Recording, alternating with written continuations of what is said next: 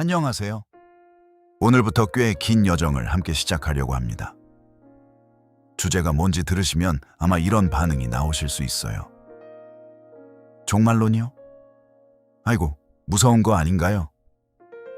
맞아요. 저도 처음 종말론 이야기 들었을 때 딱 그랬습니다.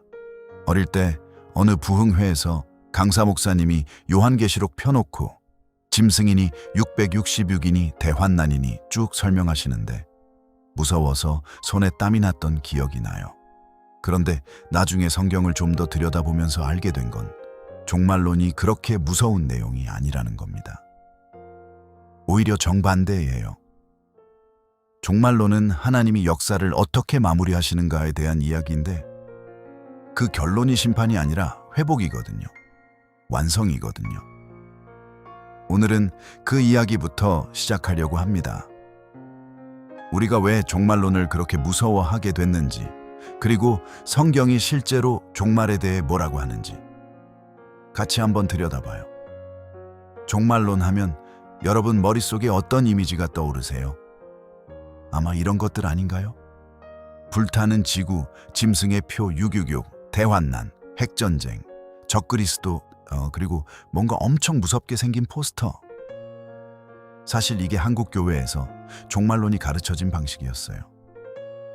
특히 1990년대에 1992년 10월 28일 휴거라는 게 한국 사회를 완전히 뒤흔들었죠. 기억하시는 분들 있으세요? 그날을 앞두고 직장을 그만두고 재산을 처분하고 심지어 임산부가 낙태를 했다는 이야기까지 있었습니다. 물론 그날 아무 일도 일어나지 않았고요. 그 이후로 한국 사회에서 종말론은 굉장히 부정적인 이미지를 갖게 됐습니다. 교회 안에서도 마찬가지예요. 종말론 조심해야 해. 이단들이 많이 써먹거든. 이런 반응이 생겼죠. 그런데 여기서 재미있는 게 있어요. 종말론 자체가 문제인 게 아니라 종말론을 잘못 가르치고 잘못 사용한 게 문제였거든요. 칼 자체는 나쁜 게 아닌데 누군가 칼을 잘못 사용한 것처럼요. 성경에서 종말론이 차지하는 비중이 얼마나 되는지 아세요? 구약 예언서의 상당 부분이 미래에 대한 예언이고 신약에서 예수님이 직접 종말에 대해 말씀하셨고 서신서들도 재림에 대한 내용이 가득하고 요한계시록 전체가 종말에 관한 책입니다. 성경 전체에서 종말 관련 구절이 얼마나 되는지 정확히 세기는 어렵지만 굉장히 많은 분량을 차지합니다. 하나님이 이걸 성경에 그렇게 많이 담아두셨는데 우리가 무서워서 안 보는 건 좀 아깝잖아요. 그래서 오늘부터 같이 봐보려는 겁니다.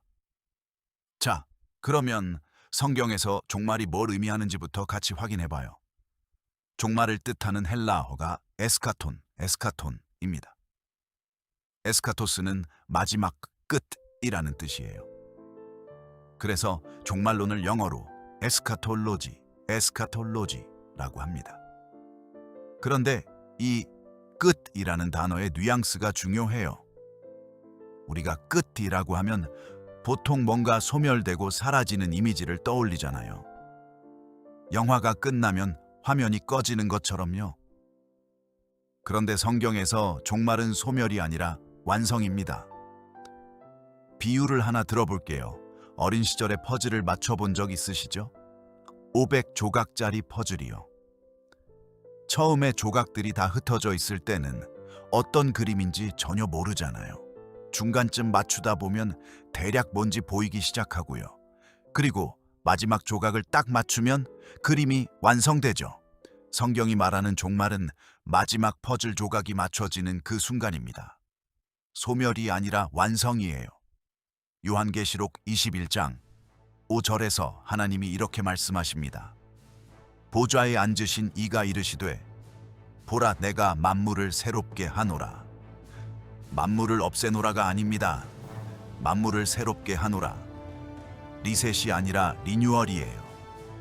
이사야 65장 17절도 봐요. 보라 내가 새 하늘과 새 땅을 창조하나니 이전 것은 기억되거나 마음에 생각나지 아니할 것이라. 새 하늘과 새 땅. 없어지는 게 아니라 새로워지는 겁니다. 종말론은 세상이 끝나는 이야기가 아니라 하나님이 이 세상을 어떻게 완성하시는가에 대한 이야기예요. 이렇게 보면 좀 덜 무섭죠? 그러면 우리가 왜 종말론을 알아야 할까요? 제가 3가지 이유를 말씀드리고 싶어요. 첫 번째 이유는 이겁니다. 지도가 있으면 길을 잃지 않아요. 우리가 지금 어디쯤 와 있는지 알면 어떻게 살아야 하는지가 보입니다.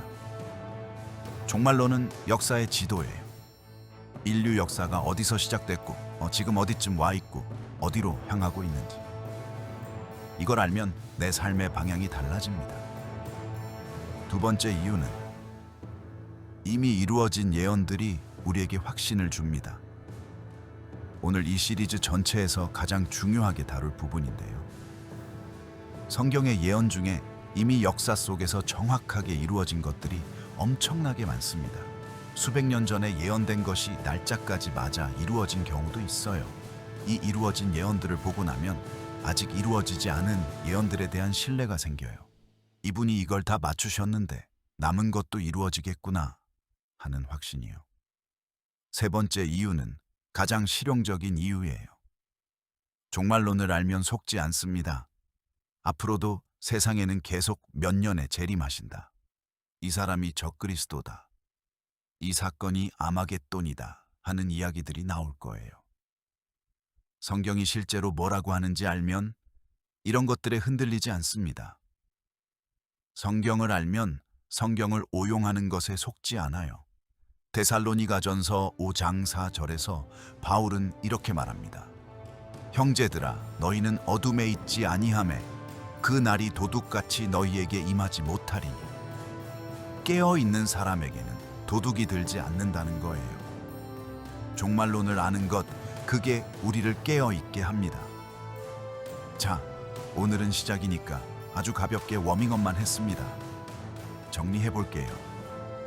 종말론이 무섭게 느껴진 건 종말론 자체의 문제가 아니라 잘못 가르쳐진 역사 때문이에요.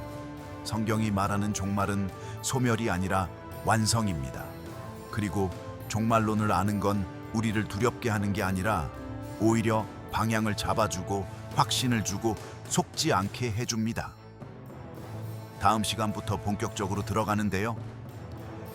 이 P.02에서는 성경 예언이 이루어지는 방식에 대한 이야기를 할 거예요. 예언을 읽기 전에 반드시 알아야 하는 기본 원리 같은 건데 이걸 알고 보면 나중에 요한계시록 볼 때 훨씬 편해요. 마치 요리 시작하기 전에 레시피 읽는 것처럼요. 재료가 뭔지 알고 시작하면 훨씬 수월하잖아요.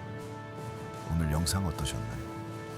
종말론을 이해하는데 좋은 시작이 되었으면 합니다. 평안하시고요.